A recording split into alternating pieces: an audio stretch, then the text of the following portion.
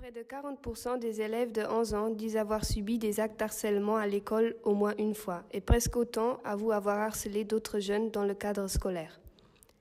La tranche d'âge la plus touchée étant celle de 11 à 15 ans, mais ce phénomène commence parfois dès l'âge de 9 ans. De plus en plus d'enseignants sont confrontés à des phénomènes de moquerie, de violence physique ou d'humiliation entre élèves. Le cyberharcèlement rend ce phénomène encore plus fort, entre autres moqueries et détournements de photos sur les réseaux sociaux. Interdire l'usage d'Internet et des téléphones portables à l'école ne résoudra pas le problème du harcèlement scolaire, car le rôle des adultes s'inscrit dans la prévention et non pas dans l'interdiction.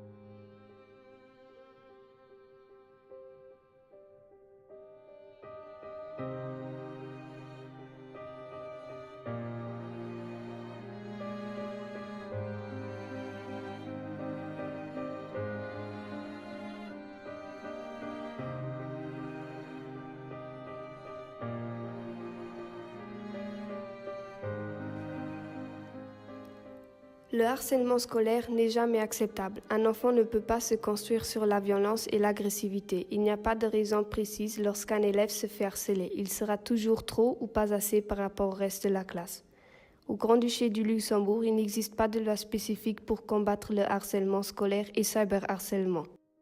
Différentes initiatives sont mises en place pour faire face à ce phénomène. Au Luxembourg, tous les élèves de 7e suivent une formation obligatoire assurée par BeSecure.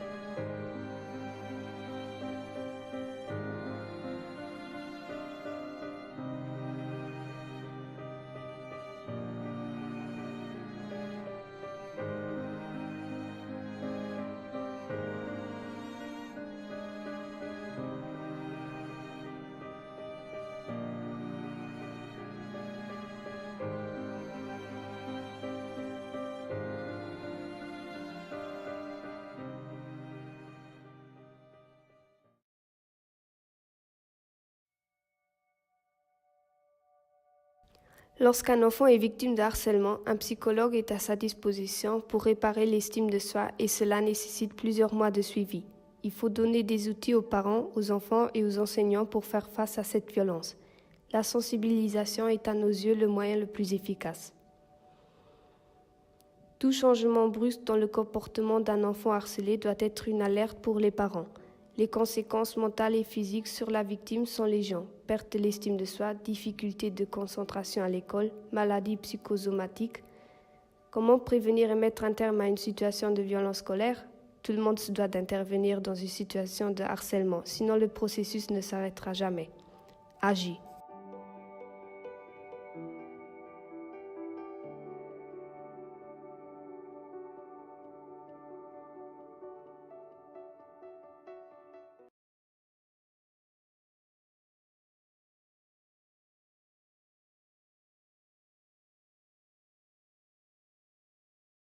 Alors c'est assez variable parce que ça dépend de la personnalité de chacun, c'est-à-dire qu'il y a des attaques qui vont être très fortes ou qui vont paraître très fortes pour certains et pour qui ça ne va pas porter à conséquence. Donc c'est très personnel en fait, c'est à partir du moment où un certain seuil est atteint, où ils ne peuvent plus continuer ou aller à l'école ou à vivre avec ces attaques et cette violence.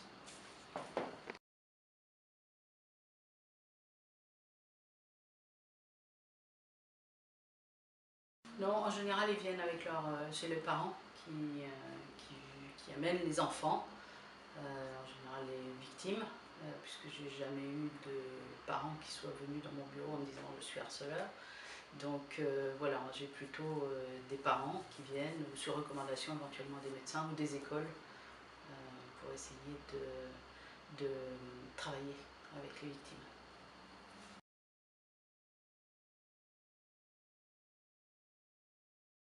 Alors, en ce qui concerne le harcèlement scolaire, c'est l'enrayer de façon durable, et là-dessus je pense que c'est la prévention encore le meilleur moyen, puisque je disais qu'il y avait 12% de harcèlement en primaire, donc il faut s'y prendre très tôt et dès le moment où les enfants mettent les pieds en collectivité, donc à partir de la maternelle, où il faudrait tout un programme de prévention. Et par rapport à la lutte contre le harcèlement, je crois qu'il y a beaucoup de projets par rapport aux enfants, c'est-à-dire qu'il faut arriver à former les enfants en tant qu'ambassadeurs, en tant que médiateurs au sein de leur école, et puis former les enseignants, les équipes pédagogiques pour stopper et enrayer une situation de harcèlement, savoir ce que c'est et puis comment faire, quoi.